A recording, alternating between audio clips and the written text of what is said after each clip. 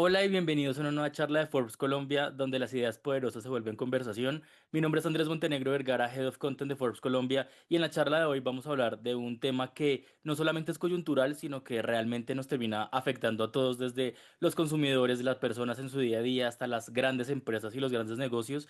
Y hablamos de una crisis o de un gran desafío que tiene el país, y es que algunos expertos ya dicen que Colombia atraviesa la peor crisis energética de su historia reciente. Incluso dicen que en diciembre de 2024, no hace mucho, el país ya perdió oficialmente la autosuficiencia de gas natural y comenzó a importarlo para abastecer hogares, comercios e industrias. Y el impacto estructural que vemos a lo largo es que no solamente es un impacto desde ya, sino que es un impacto realmente de largo aliento. Las reservas probadas han caído cerca del 64% en 11 años, al pasar de unos 5.720 gigapies cúbicos en 2012 a algo así como 2.370 gigapies cúbicos en 2023, según datos de Fedesarrollo de noviembre de 2025, por lo que sin duda hablar de la crisis energética, de los desafíos energéticos y de los caminos posibles para hacerlo no es un tema nada menor, y por eso justamente hoy nos acompaña Patricio Mura, quien es el gerente general de Grupo Gas País, para hablar de este tema tan importante, no solamente en su sector, sino realmente para dar una mirada de lo que está pasando en el país en este momento. Así que, pues, Patricio, gracias por aceptar la invitación a este espacio. Muy bien, buen día. Encantado de estar aquí con ustedes. Patricio, como yo decía un poco al principio, tenemos en este momento algo así como que Colombia perdió la autosuficiencia en gas, que es algo que tal vez suena un poco abstracto para las personas que nos pueden estar viendo, que tal vez no vienen directamente del sector, que pues ven algunas noticias, pero que no necesariamente están enterados. Y como yo decía también un poco al principio, el país tiene, también algunos expertos han dicho que tiene algo así como 5,9, prácticamente 6 años de reservas, y está importando cerca del 17% del gas que consumen. Y en 2026 justamente la cifra será cercana al 25% y seguirá aumentando si no se toman unas medidas para que esto suceda. E incluso Natalia Gutiérrez, la presidenta de Colgen, ya advirtió que Colombia entró ya en un déficit energético que está en el límite y que prácticamente el país no tiene un margen de error.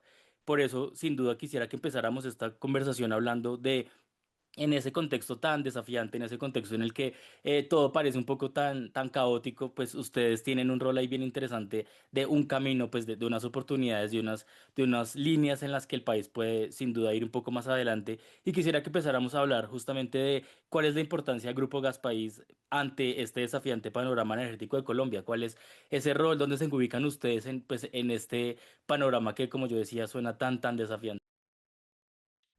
Bien, yo creo que es interesante para los auditores de Forbes y los que nos están acompañando, un poquito poner algunas cifras de contexto antes de responderte el rol de Gas País. Lo hago rápidamente. Eh, Colombia es un país de gas natural, le llamaríamos. Nuestro grupo tiene experiencia en varios países de Latinoamérica y diríamos que Colombia es un país que se diseñó para el gas natural y que tiene una de las redes de gas natural más potentes de América. Probablemente la gente local no percibe esto porque el gas natural ha sido parte del paisaje de Colombia y de las grandes ciudades de Colombia por mucho tiempo, por muchas décadas.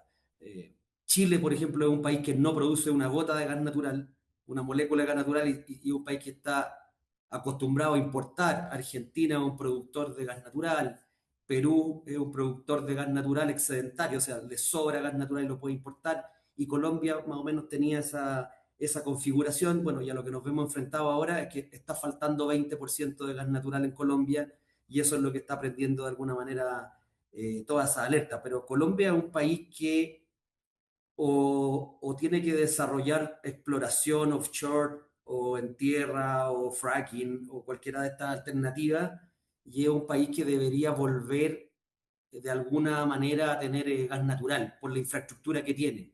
Si ninguna de estas alternativas fuera posible, Colombia, y dada su cercanía que tiene con el Golfo de México, también una de las grandes opciones que tiene es importar gas natural, pero importar gas natural de manera eficiente. Hoy día hay una pequeña importación de gas natural, que es alrededor del 20%, que no es tan eficiente. Cuando hablamos de eficiencia en importación de gas natural, es traer buques grandes, con infraestructuras robustas, y con contratos a largo plazo. A propósito de la guerra y todo esto, los precios de estos commodities, del GLP, del crudo, del gas natural, tienen mucha vinculación con los contratos a largo plazo. Entonces, en la medida que Colombia pudiera desarrollar contratos a largo plazo con alguna infraestructura robusta, el gas natural también, una de las grandes posibilidades de Colombia es importarlo y utilizar esta red de ductos que, como te decía yo, es una de las redes de ductos más potentes de América. Y diría yo que a nivel mundial también es una red muy, muy potente. O sea, las grandes ciudades de Colombia están todas conectadas por gasoductos. Colombia tiene 12.5 millones de hogares conectados a gas natural. Para ponerlo en perspectiva, el GLP tiene 3 millones de hogares.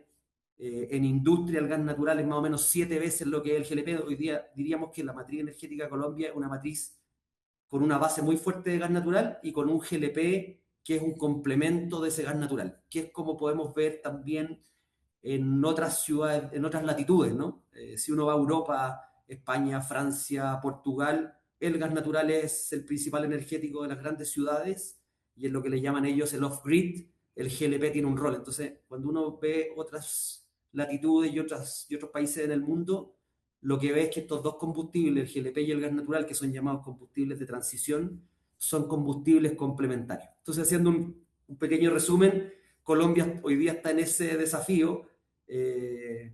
Las reservas están bajando, la producción nacional está bajando, hay que importar el 20% de gas natural, bueno, y hay una transición ahí y un acomodo que necesita hacer el país de o buscar nueva exploración, ya sea offshore, onshore o fracking, o desarrollar derechamente ya una infraestructura para importar, como lo tienen muchos países de Latinoamérica y del mundo.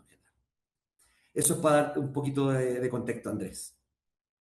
Muy clave y muy necesario ese contexto para entender dónde está el país, hacia dónde podemos ir, como un poco también entender cuáles son las necesidades que tiene el país y pues las oportunidades también que estamos viendo para no solamente, como tú decías, esos millones de consumidores finales pues del hogar, sino también para la industria, para otros sectores que de alguna forma terminan dependiendo de este tipo de energía para pues para sus operaciones, para seguir funcionando en el día a día.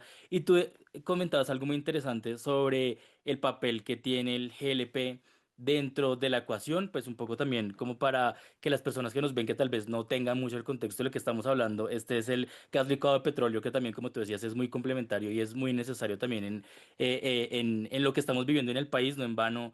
Pues esa menor disponibilidad de gas natural que también estábamos hablando ha llevado a que la industria sustituya cerca de un poco más, tú me corregirás también un poco exactamente el número, más de 30 millones de pies cúbicos por día, siendo el GLP pues el principal sustituto competitivo, como tú decías, por la infraestructura que ya está Uh dentro del -huh. país, por las necesidades energéticas que tienen las industrias. Y también, pues no es un secreto que desde el 2018 hasta el año anterior, hasta 2025, el GLP también creció en casi todos los sectores, pues en la industria, en el comercio, pasó de representar menos del 30% a cerca del 40% del consumo nacional, que sin duda es algo muy, muy clave. Y en ese también, en ese ecosistema en el que vemos esa forma de... Como tú le decías, esas energías de transición y que también son complementarias, que no necesariamente es una reemplaza a la otra, sino que realmente es como empezamos esa matriz energética que en Colombia también tiene bastantes variaciones para, pues, para el bienestar pues, de tanto de los consumidores como la industria, como el comercio. Y en ese ecosistema también sería muy interesante, ya que estamos contigo, que habláramos cuáles fueron esos resultados operacionales de Gaspaís en 2025, que sin duda fue un año. Hasta ahora estamos de alguna forma arrancando realmente 2026 y sin duda también sería muy clave saber eso, pues como esos resultados operacionales de Gaspaís en 2025 y qué tan relevante fue el crecimiento y la participación de las industrias desde lo que ustedes están viendo del negocio, que también es muy clave para entender pues cómo se está comportando un poco el país. Sí, bien, yo diría que este déficit de gas natural que vimos principalmente a partir de diciembre y que ha estado presente en diciembre, enero y febrero ya de manera más consolidada, ha afectado principalmente a la industria. Yo diría que afectaciones a estos 12 millones de hogares que consumen gas natural, a los comercios menores, no deberían ocurrir. Esa sería nuestra estimación, ni ahora, ni en un futuro cercano, ni en el mediano plazo. Entonces, el que se ha visto afectado principalmente por este déficit de gas natural ha sido la industria, ¿ya? Y la industria ha tenido básicamente tres opciones. Eh, Volver al carbón, al diésel, y ahí aparece el GLP, ¿no? Que como te comentaba yo, es un combustible muy noble y muy complementario con el gas natural. ¿Por qué? No, y aquí un poco lo comento para la gente que no está tan familiarizada con el negocio. Uno no va a ver cilindros de gas natural, uno lo que ve son cilindros de GLP. Y esto tiene que ver porque son, de alguna manera, yo le llamaría coloquialmente dos hidrocarburos primos hermanos. De hecho, una gran parte del GLP se produce a partir de un subproducto del gas natural. También el GLP viene de refinería, por eso recibe el nombre de GLP, gas licuado de petróleo, porque antiguamente en las refinerías, al refinar crudo, aparecía esta molécula de GLP, pero hoy día Colombia principalmente su GLP proviene de los líquidos del gas natural, entonces diríamos que es un subproducto. Entonces, yo le llamo combustibles primos hermanos porque son complementarios.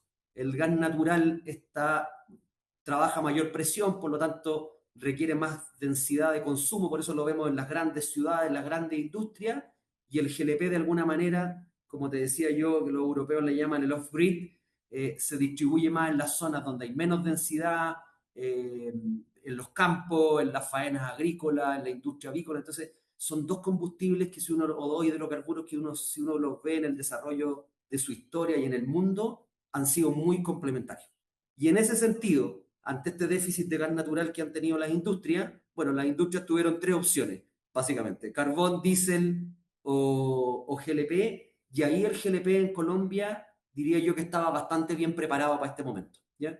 Y hoy día más o menos que tú me preguntabas acerca de las cifras, yo diría que a nivel de industria, el GLP industrial se ha duplicado desde diciembre a la fecha, y Gas País también ha tenido un rol ahí muy importante, y el GLP tenía aquí en Colombia ya una infraestructura, tenía una infraestructura de importación por Cartagena, tenía una logística, y eso ha permitido que yo te diría que aproximadamente el 40% de ese déficit de la industria o el 50% de ese déficit de la industria haya sido cubierto por GLP. ¿Ya? No está de más decir, están las cifras oficiales que uno puede ver en las distintas reporterías, que hay industria que migró a diésel o a carbón. Lo que yo creería que en un contexto país no es una tan buena noticia, probablemente para los industriales es una buena oportunidad en precio, pero estamos hablando de dos combustibles que están lejos de ser de transición. Esto sería como una especie de regresión, ¿no?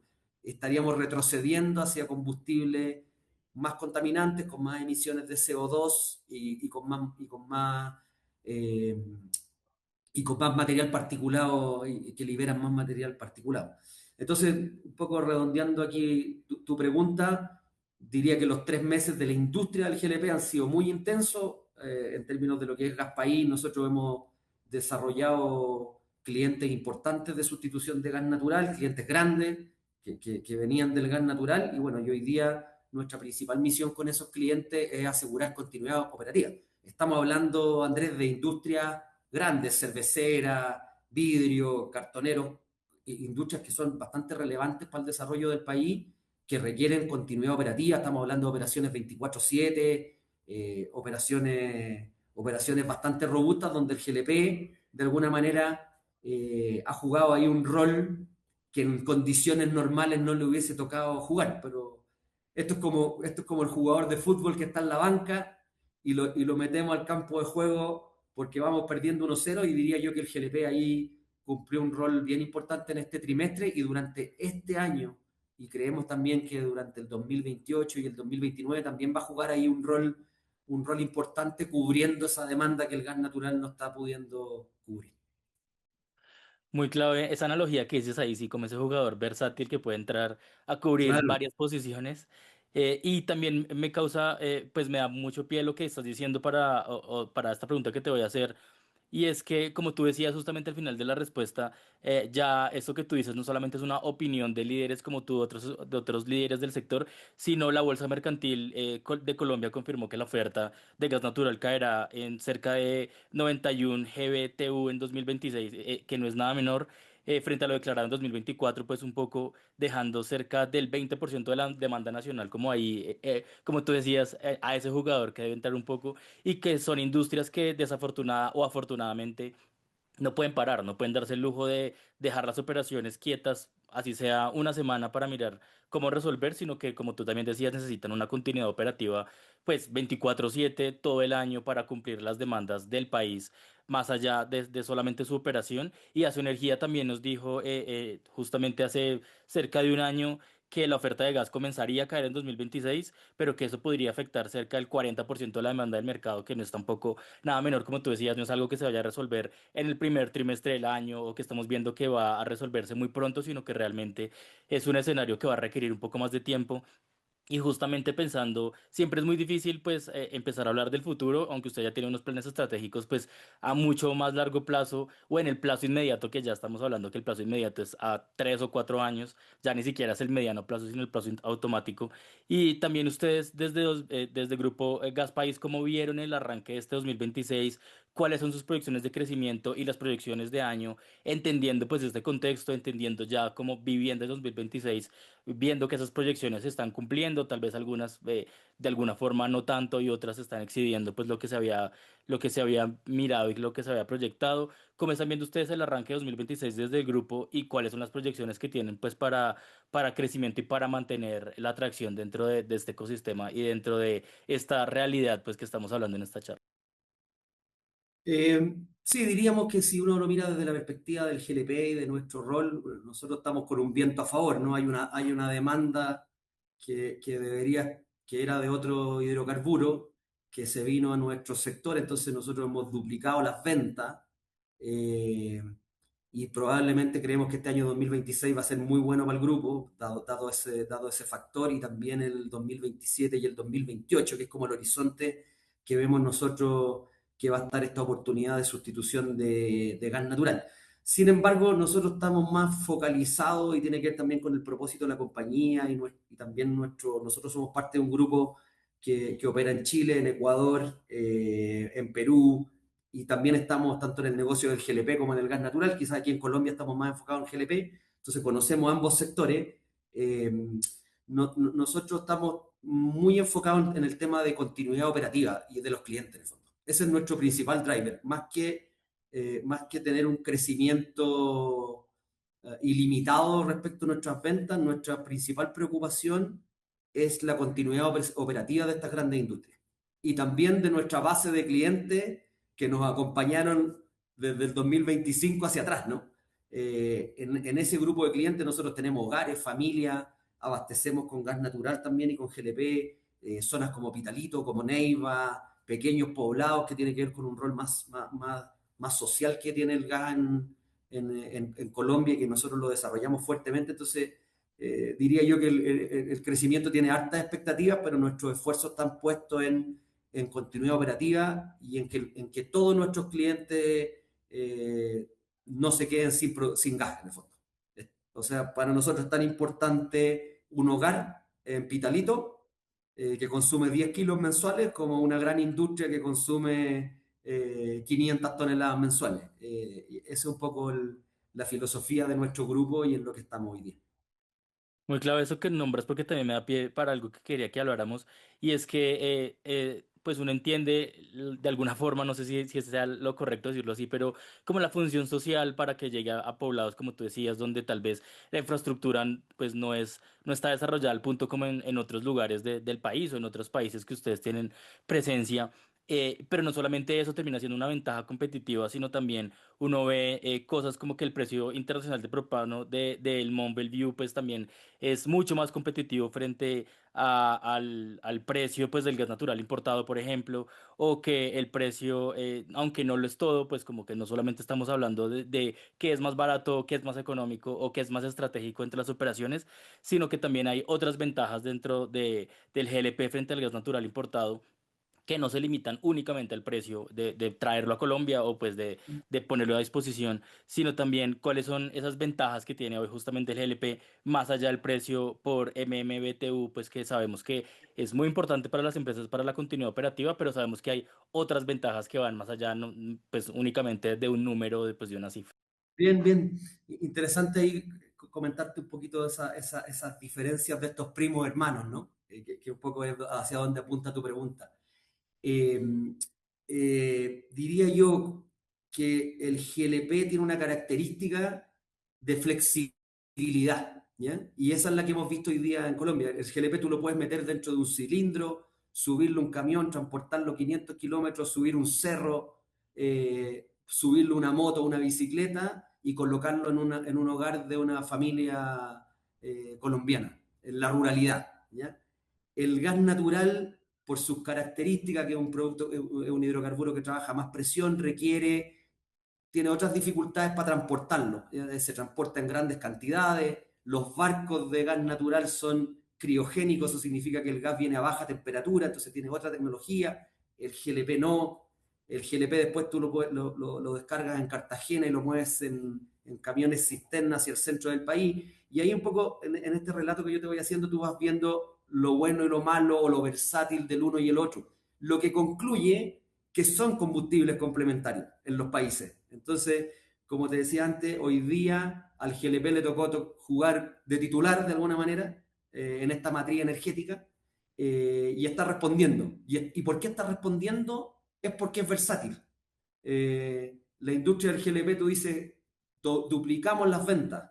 ¿Cómo lo hicieron? Dirán los auditores. Bueno, más barcos desde Houston, ocupamos la infraestructura de Cartagena, más camiones, y eso es lo que te da el GLP, te da de alguna manera velocidad y flexibilidad para resolver un problema rápidamente. En tanto, el gas natural requiere infraestructura más pesada, más costosa, que se diluye, por supuesto, en el tiempo, y por eso hoy día lo que estamos viendo estamos inundados de noticias de proyectos de regasificadoras, ¿no? La gasificadora del Amazónico, la gasificadora de Puerto Bahía que anunció Ecopetrol, el proyecto Coveña, el proyecto de La Guajira, Ballena. ¿Por qué? Porque son proyectos que requieren un poco más de tiempo y eso te muestra un poco que el gas natural es un desarrollo que tiene ciertos niveles de CAPEX más relevantes que requieren más tiempo. El GLP, en cambio, responde de manera más rápida y más ágil. Pero como te decía en el inicio de nuestra conversación, creeríamos nosotros que Colombia, ya sea con producción propia o con un desarrollo de importación, debería ser un país que vuelva a tener una matriz energética basada en el gas natural con otros hidrocarburos y energías renovables como complementarias. Eso es lo que veo yo para Colombia. También muy interesante eso último que nos estás contando, como de esa complementariedad también vemos, por ejemplo, pues cosas no tan positivas como que algunas empresas o sectores hacen parte como de esa transición, como que están buscando esos energéticos complementarios a su principal, pero que tal vez algunos lo hacen hacia el carbón, hacia el fuel, pues como que no necesariamente hacia opciones un poco mejores o pues como más cercanas a lo que ya saben manejar y tienen infraestructura como el GLP. Y tú ya lo nombrabas un poco, no sé si tal vez haya algo que podamos complementar también para las personas que nos ven en esta charla, es que algunas empresas pueden decir, listo, yo quiero cambiar o complementar mi matriz energética, como tú decías, que tal vez no me implique un CAPEX o un OPEX pues fuera de mis capacidades, pero sé que tengo que hacerlo porque entiendo el contexto país. Tú también ya hablabas un poco de esas facilidades que tiene hacer, no necesariamente la transición, pero sí la complementariedad pues con el GLP en este caso. Y yo estaba oyéndote mientras que respondías pensando como una empresa pues que ve la charla y dice, bueno, sí, muy interesante lo que dice Patricio, pero ¿qué tan rápido o qué tan viable es hoy una transición hacia GLP en procesos industriales? Que no me vaya a consumir un montón de tiempo que yo diga, no, no puedo hacer el salto porque eso se va a tardar demasiado bueno, eso no es tan fácil como tal vez uno puede entenderlo, que también sería muy interesante decir, oiga, mire, es así de rápido, es así de viable y si usted va a hacer la Sí. transición, pues en Bueno, realidad hay unas opciones mejores. bueno, ahí, Andrés, ahí tenemos testimonios recientes, ¿no? Hemos vivido experiencias recientes y también hemos vivido experiencias en nuestras otras operaciones en Latinoamérica donde ha pasado esto.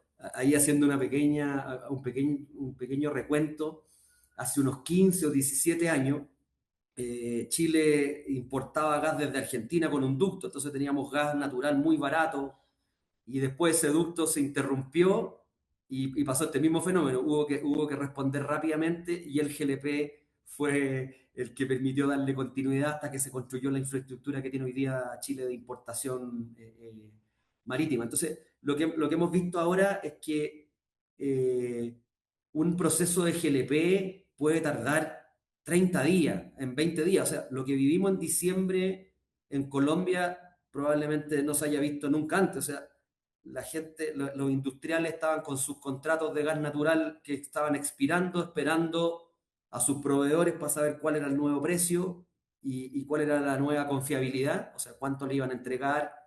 Y bueno, y esas negociaciones se dieron y ellos rápidamente miraron al GLP y el GLP en menos de 20 o 30 días puede implementar una solución transitoria industrial que en 90 días se transforma ya en una solución definitiva. Entonces diría yo que la migración de gas natural a GLP es un proceso bastante ágil porque la tecnología que se usa para quemar el gas, que le llamamos nosotros quemadores, son duales. Entonces es bastante fácil transformar o calibrar el equipo de GLP a gas natural. Básicamente se requiere el mismo equipo para usar los dos hidrocarburos. Cuando hay industrias que migraron al carbón o al diésel, probablemente ahí tienen que cambiar calderas o cambiar equipamiento, lo que implica importar. Hay una alta demanda de estos productos en el mundo, entonces son procesos que son un poco más lentos. Justamente hablando de el carbón o el diésel como algunos sustitutos, ustedes, pues desde Grupo Gas País también han advertido que seguramente, y que es muy interesante saberlo, que algunos combustibles de emergencia, como también se pueden llamar, el GLP es una opción radicalmente más limpia frente a la huella de carbono el diésel, por ejemplo. El GLP es 20%, tiene aproximadamente un 20% menos de huella de carbono frente al diésel y Mm. un 50% menos frente al carbón, también ustedes ya lo han advertido. Y también otras instituciones en el país han dicho, en esa transición o en esa búsqueda rápida de soluciones, puede que algunas empresas, como yo decía, caigan en unas soluciones que tal vez no sean las mejores. Y el debate energético, como ustedes también ya lo han advertido, ya no es solo financiero, ya no es solo de cuál es financieramente más viable para mi operación, sino también tiene un componente ambiental fundamental dentro de la operación misma de lo que pasa en el país. Y en esa otra mirada, pues de decir cómo vamos en línea también con esos compromisos país, compromisos de los industrias y sectores hacia lo ambiental, cómo encaja ahí el GLP en los objetivos de eficiencia y de sostenibilidad que tienen las compañías hoy, como de no solamente se trata de no parar su operación, sino que no se trata de hacerlo a cualquier costo monetario o a costa pues ambiental, sino también el ojo que le han puesto ustedes a ese tema que sin duda también es muy muy valioso y pues que ustedes también ahí tienen pues mucho por contar. Sí, claro, en alguna parte de la conversación, Andrés, yo te arrojé aquí sobre nuestra mesa el concepto de transición energética o de hidrocarburos de transición, ¿ya? ¿Por qué se le llama al GLP y al gas natural hidrocarburos de transición? ¿Transición hacia qué? ¿Ya? Son los de transición hacia lo renovable, ¿no? Que es un poco hacia donde va el mundo o estas declaraciones de hace algunos años atrás de la Convención de París. Entonces, hablábamos mucho de la electromovilidad, de las renovables, de las eólicas, de las hídricas, de las energías solares. Entonces, ¿qué rol jugaba ahí en ciertos países el GLP y el gas natural? Bueno, lo que se declaró ahí es que estos eran hidrocarburos de transición hacia las renovables, ¿ya? Entonces, lo que hemos visto en la evolución principalmente del hemisferio norte es desde la revolución industrial, del uso del carbón, de la leña, después pasamos al petróleo pesado, al petróleo refinado, y fuimos evolucionando hacia el GLP y hacia el gas natural, y el mundo debería apuntar hacia los renovables posterior a este uso de hidrocarburos. Entonces, respecto de los temas de emisiones y de sostenibilidad de estos productos, voy a usar, a mí me tocó ser gerente general de nuestra filial en Perú, entonces vivía ya 6 años, y el Ministerio de Medio Ambiente del Perú tenía una cosa que me parecía a mí genial, que se llama índice de nocividad, que lo pueden buscar ahí los auditores en ChatGPT, en Google, donde ustedes quieran, y es explicar de alguna manera simple cuánto emite cada uno de los combustibles, porque los combustibles y los hidrocarburos emiten CO2, que es lo que de todo el mundo habla, pero también hay emisión de material particulado, que quizás es el más peligroso, ¿no? Porque el CO2 está más vinculado al efecto invernadero, pero el material particulado está vinculado a las enfermedades broncopulmonares, ¿ya? Lo que le llamamos contaminación intradomiciliaria. La leña es por esencia un gran emisor de material particulado y por eso que casi todas partes del mundo no se recomienda su uso al interior de los hogares. Entonces, haciendo alguna memoria ahí de ese índice de nocividad que mezcla el CO2, el material particulado, el azufre, o sea, combina de alguna manera todo lo que tiene que ver con emisiones. En ese índice de nocividad que ustedes, los auditores, pueden buscar ahí, el gas natural tiene índice 1, el GLP 2.3, y después nos vamos a un diésel industrial que es 36 veces más contaminante que el gas natural, o un diésel que es como el que le ponemos a los carros, a los camiones, que es 15, un carbón que es 30. Entonces estamos hablando de un gas natural 1, un GLP 2.3, y el que le sigue tiene 15, 20 y hasta un diésel industrial que tiene 36. Entonces, ahí de alguna manera con este indicador te demuestra que estos dos hidrocarburos son los más amigables con el medio ambiente. Ojo, no estamos hablando de hidrocarburos que no contaminen. Son dos hidrocarburos no renovables que generan CO2, pero uno cuando te doy yo estas cifras te das cuenta que son dos hidrocarburos muy amigables con el medio ambiente y que de acuerdo a lo último que he leído de expertos internacionales van a seguir siendo en los próximos 20 o 30 años parte de las matrices energéticas de los países y de los países principalmente latinoamericanos y de otras latitudes del mundo. Sí, que no hablamos únicamente, como tú dices, de el qué tan bueno o qué tan amigable sea con el medio ambiente, sino también qué potencial energético tienen, qué tan eficientes son en términos de industrial, como tú decías, qué tan amigables son en material particulado, como aquí en Bogotá, por ejemplo, hemos tenido muchos debates sobre la transición hacia energías del transporte público, justamente por el material particulado que tienen los buses, que tienen como las medios de Mm. transporte más masivos, que también es como un impacto global, pues como que no es un impacto únicamente en el negocio, en las finanzas del negocio, sino un impacto sostenible, un impacto en el medio ambiente, un impacto en la calidad de vida de las personas, de los trabajadores, de las industrias que están permanentemente en contacto pues con los residuos que son naturales en este tipo de energías, pero también en todas las energías. Finalmente, terminan habiendo algún tipo de residuo o algún tipo de energía residual, pues dentro de cualquier matriz energética. Así que es muy interesante también como entender que sea la que sea la energía a la que nos alimentemos, pues va a haber unos residuos necesariamente dentro de cualquier solución. Así que, pero sí es muy interesante saber que hay unos que tienen un salto comparativo unos con otros, que estamos hablando de más del 10%, más del prácticamente el 15% más uno frente a otro y de ahí para adelante más, que eso también es muy, muy clave al entender como que el debate, como tú decías y como lo hemos hablado, no es únicamente energético, sino que es un poco más allá, no solamente es de la facilidad que hay para poder obtener la energía o usarla, sino realmente pues cómo se hace de forma más inteligente de alguna forma.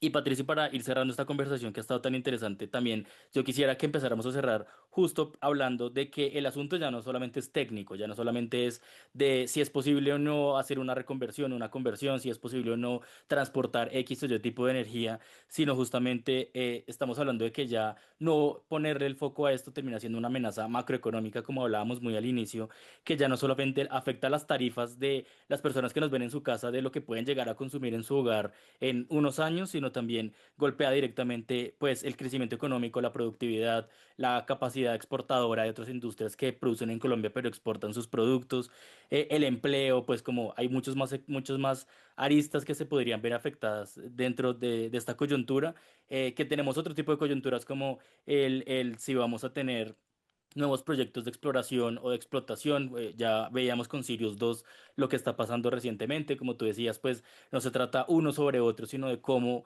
crecer esa malla energética para poder tener suficientes fuentes para no tener que depender únicamente de una en caso de que, pues finalmente es la naturaleza de alguna forma. Así que si hay algo que no podamos controlar, ¿cómo podemos echarle mano, como se dice muy coloquialmente en Colombia, para pues no quedarse en ceros? Y ahí desde Gaspaís, desde Grupo Gaspaís, sería muy interesante que nos contaras un poco esas reflexiones clave que deberían tener y que deberían plantearse hoy los empresarios que aún no han definido su estrategia energética para el inmediato plazo, es decir, este año, al mediano plazo que estamos hablando de un par de años, a largo plazo, para todos los que nos ven hoy que dicen, oiga, esto yo tal vez no lo había puesto en perspectiva en mi empresa o en mi organización, pero sin duda debería empezar a hacerlo. Esa reflexión que hacen ustedes desde Grupo Gaspaís de decir, si usted no se lo ha planteado, pues sin duda estas son las reflexiones clave que debería empezar a tener en cuenta para que no le toque entrar de último minuto a salvar el partido, como tú decías, sino realmente pues a jugarlo de forma correcta. Bien, mira, la posición de los industriales de Colombia es compleja porque de alguna manera en su matriz de costo, al ser todo el gas producido aquí localmente, tenían una ventaja competitiva. Recordemos que hay empresas también colombianas que exportan productos, entonces se enfrentan contra competidores internacionales que también tienen su tema de costo. Yo creo que los industriales, de alguna manera, yo hago un llamado a la tranquilidad. Yo creo que Colombia no se va a quedar sin gas. No veo escenarios de racionamiento tampoco. Yo creo que poco a poco los proyectos de importación de gas natural se van a acelerar.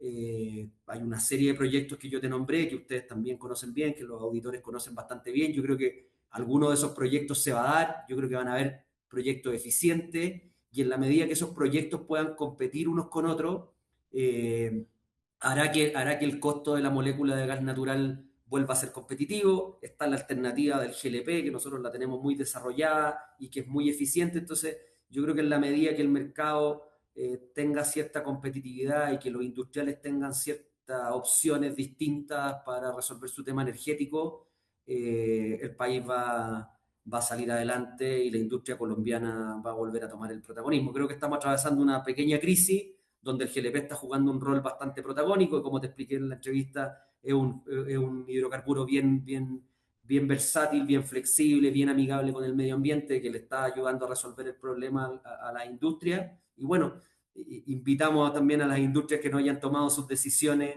a confiar también en este energético que, como dijimos, salió a jugar de titular este año y lo está haciendo bastante bien.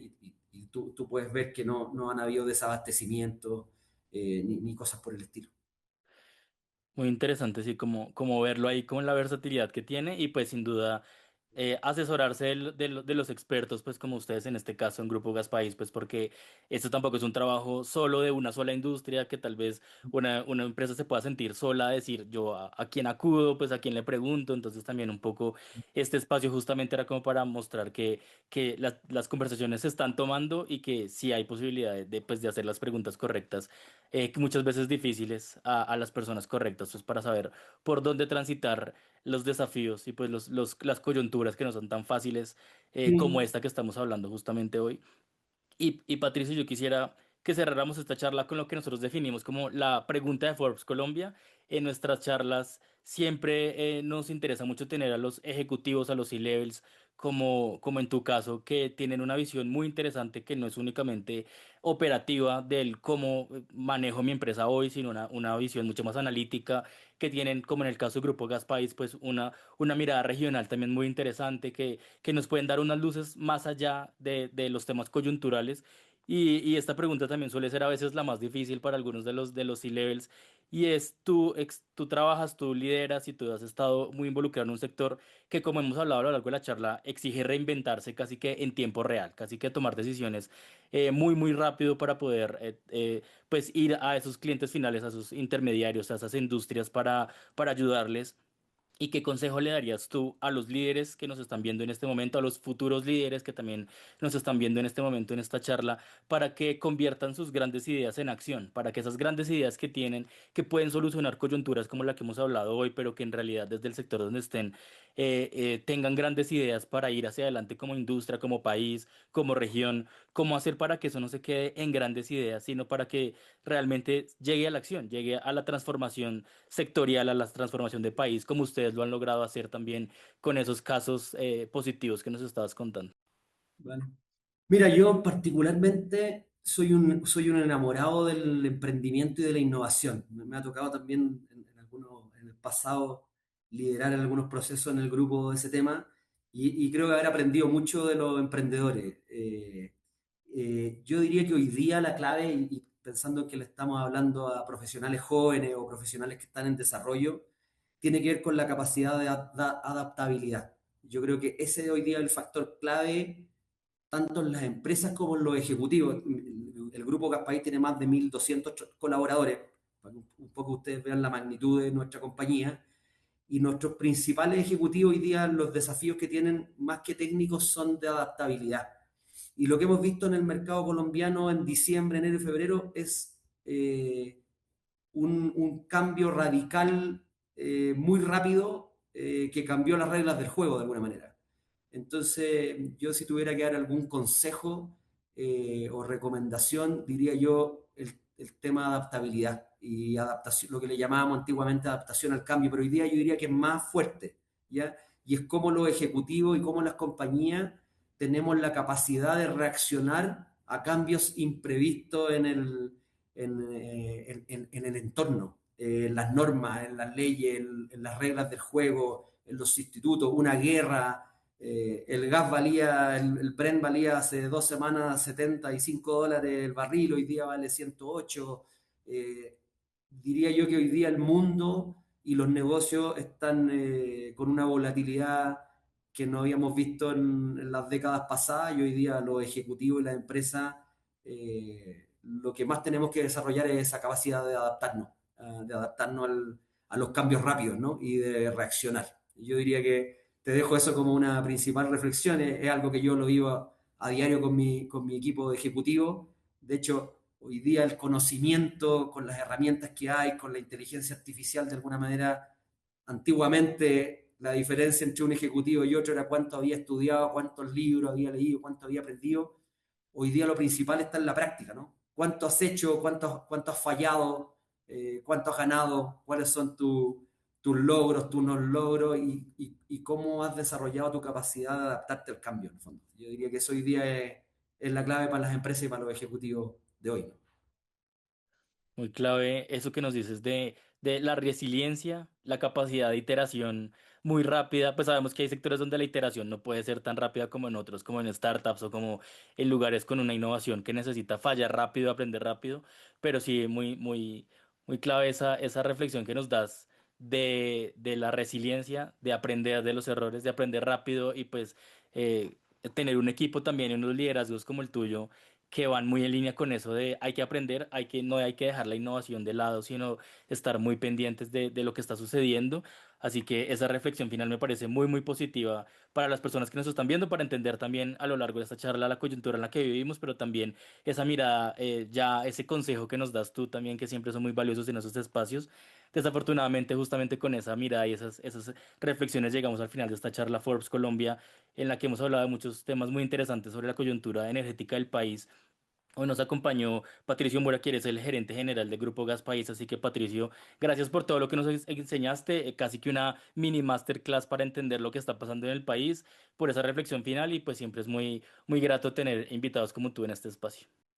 Nada, muchas gracias. Ahí intenté en la conversación un poco pensando en la audiencia. Siempre este tema de gas natural, GLP, se tiende a ser un poco un poco complejo, pero yo creo que lo logramos en esta conversación ponerlo un poquito más en simple y que la gente entienda de alguna manera el momento que está atravesando el país, que como te insisto, yo creo que no es un momento, es un momento delicado, pero que se ha resuelto bien. Colombia tiene las capacidades para resolverlo y yo creo que esta crisis va a pasar bueno, y Colombia va a volver energéticamente, entendería yo, a hacer lo que fue en los años pasados, ¿vale? Así que nada, agradecido a Forbes por este espacio.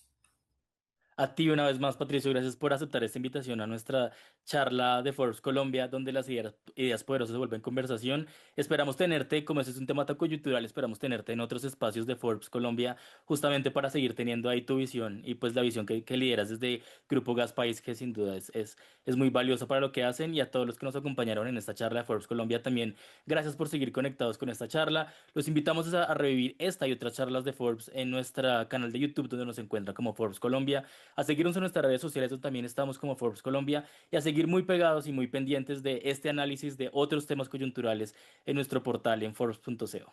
Hasta la próxima.